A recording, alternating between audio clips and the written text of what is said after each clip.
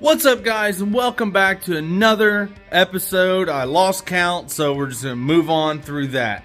I spent I think 2 days out here just kind of making room and getting stuff set up for assembly and paint and all this other stuff. So I'll kind of show you what we got going on. The cab's still back here. Really haven't touched anything on that. I know in the past few videos I've been eager to jump on some bondo work, but that's gonna happen today. Motor sitting right here. This is gonna get put on the frame today, and then hopefully I can get the wiring harness laid out here and get that somewhat put on, and brake lines. If I can get all that stuff done, that would be amazing. So kind of touchings, cleaned off the transfer case. I got drive shaft and stuff kind of painted up, maybe made it look a little nicer. Out of 415, got all the money's worth out of that. But I'll take you out back here and show you guys. This is the interior scrap pile here. Exhaust pipe, bumper stuff.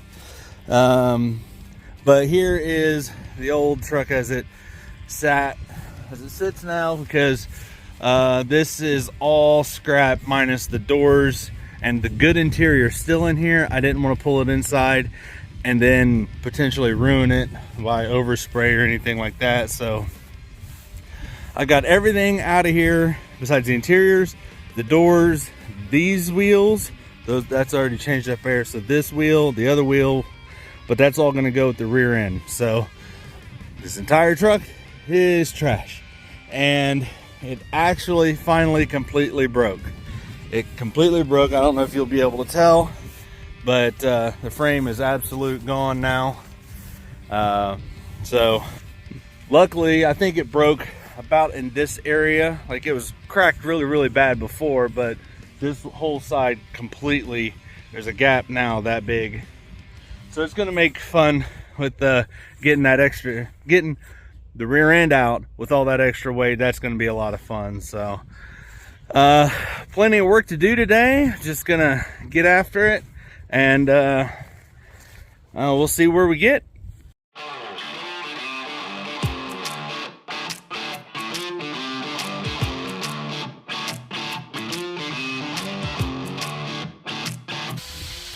All right, guys, so we're getting kicked off, getting work started. Had to move some stuff around. Got the in a little video, but we got the cab on wheels now, so we can maneuver it and get the better lighting, so we can do a better job working on it and stuff like that. Also, we're actually going to move this stuff up and put it on these 4x4s we have over there, so we can drive this frame. We can actually back the frame down underneath of it, and then situate jacks to lower it down onto the frame, because they're just way too heavy. So we're starting the bondo work here, and we actually got to do a little bit of bondo work on the bumper, the actual steel part. So this bumper I do plan on using, and but we're gonna paint it. And I wanted to go with the whole painted front end, thought it would look the best, kind of bring some like modernize it a little bit. But there was some damage done to this through rust, and I think this is probably not a factory unit, but there's a lot of rust in through here. We've cleaned up some, but we had to put in this little piece of metal here, and we'll get this more cleaned up. But it was actually broke through and to the chrome plating right here, so we got this all squared away. The shape is real nice. That was turned out as kind of like an experiment thing, and we're gonna roll with it because it looks so good. Just add some bondo and we'll be good to go. So I'm gonna go ahead and put the motor on the frame and just plug away. Let's get some stuff done.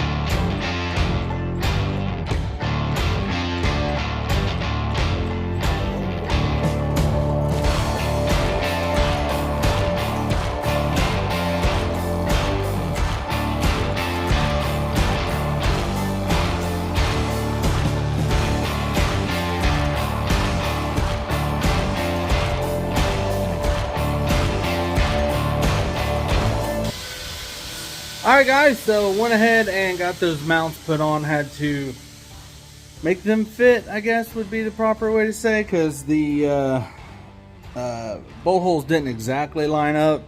Everything said that these would fit, but they didn't. So got them worked out, and I think they'll be just fine. So now we're going to move on to putting the transmission mount in, or the cross member in, and then getting the engine trans mocked in there. Well, not really mocked in, get it actually put in there.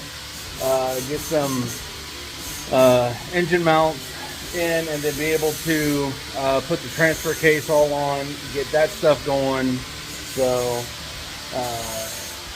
but I needed to explain a little bit about those engine mounts there and what we had to do. So yeah, so we're just going to jump right in and get back to it.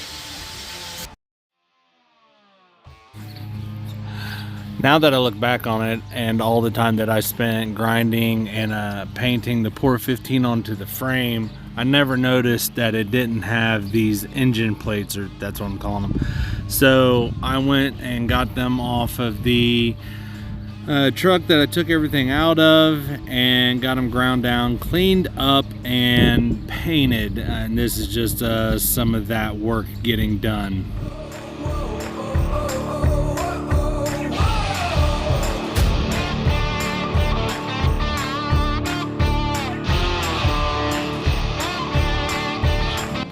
Alright guys, so got these mount plates. I don't know what they're called. So I got these mount plates. I had to get the bolts out, then bust the rust off of them, get them painted up. So they're looking pretty good. Ready to go on after they dry, which it just so happens that it's going to take the exact amount of time for those to dry as it is to go get lunch and come back. So they go here and here, using these insanely long bolts. So then the motor can go on with the new motor mounts. So excited about that. So we're gonna go get lunch and get back and see how dry things are and get the motor on.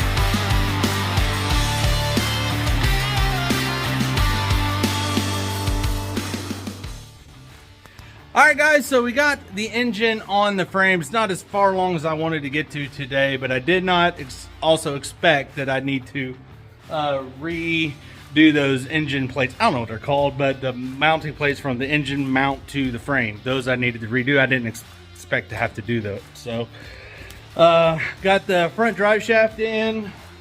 I went ahead and pulled the plugs out of this thing because I thought it may need some, but they don't look too terrible for the amount of miles that's on them, except for this guy right here.